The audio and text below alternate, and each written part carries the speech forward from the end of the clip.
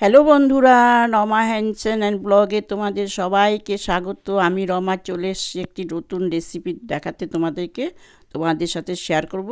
চলো স্কিপ না করে পুরো ভিডিওটা দেখবে, অনুরোধ রইল। তো আজকে আমি তোমাদের সাথে শেয়ার করছি, দেখো, বকফুলের বড়া বা পকোড়া। বকফুলগুলো ভালো করে ধুয়ে পরিষ্কার করে একদম শুকনো শুকনো করে রেখেছি।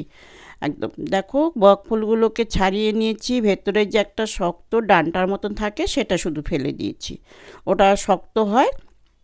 এখানে দেখো চালের গুঁড়ি নিয়েছি, চালের গুঁড়ি একটু বেশি পরিমাণে নেব, কোনো মাপ নেই। বেসনটা একটু কম নিয়েছি যাতে মুচমুচে হবে। আর আমি একদম সিম্পলভাবেই বানাবো, এর মধ্যে অন্য কিছু দিচ্ছি না, একটু জোয়ান দিচ্ছি। আর জোয়ান দিচ্ছি একটু হাতে ঘষে নিচ্ছি যাতে ফ্লেভারটা ভালো হবে। জোয়ানটা দিলে কি হয়, হজম শক্তিটাও ভালো হবে। যেহেতু একটু তেলের জিনিস, একটু সামান্য হলুদ গুঁড়ো দিয়েছি, পরিমাণ মতো নুন দিয়ে দিলাম, আর একটু চিনি দিব সামান্য। দিয়ে এখন আমি এটাকে একটু একটু জল দিয়ে ব্যাটারটা তৈরি করব। ব্যাটারটা আমি হাত দিয়েই তৈরি করছি, আগে একটু মিশিয়ে নিচ্ছি।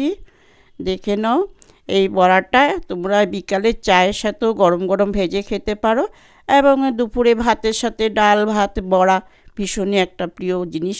আর শীতের দিন তো বড়া তো একটু লাগেই, একটু তেলে ভাজি না হলে চলে না। দেখুন ব্যাটারটা আমার তৈরি হয়ে গেছে। এখন চলো আমরা বড়াটা ভেজে নিই।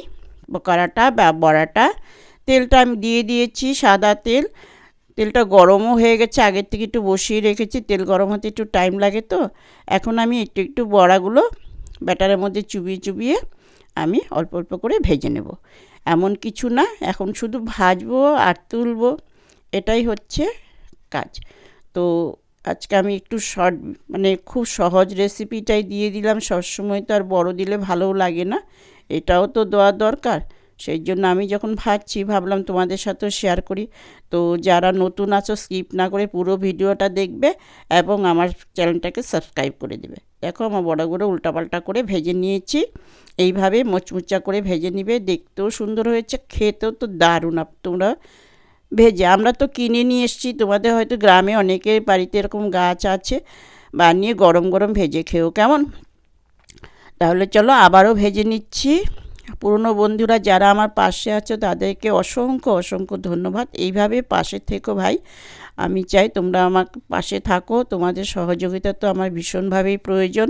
তো এইভাবে পাশে থেকো। তো আমি এইভাবেই বড়াগুলো ভেজে তুলে নিয়ে তোমাদের সামনে সার্ভ করছি। আর এমন কিছু নেই, এখন একটা একটা করে উল্টোপাল্টা করে ভেজে নেব। দেখো সব কটা বড়া আমি ভেজে তোমাদের কাছে নিয়ে এসেছি। আর এটা একদম মুচমুচো হয়ে যায়, এর মধ্যে চাইলে তোমরা একটু বেকিং সোডাও দিতে পারো, কোনো অসুবিধা নেই, কিন্তু আমি দেইনি। দেখো আমার বড়া রেডি, কেমন হয়েছে, দেখতেও সুন্দর হয়েছে, খেতেও সেই, তোমরা বানিয়ে খেলেই বুঝতে পারবে। তা আজকের মতো এখানে ভিডিওটা শেষ করছি। তোমরা ভালো থেকো, সুস্থ থাকো, ঠিক আছে? গুড নাইট, ভালো থেকো, থ্যাংক ইউ।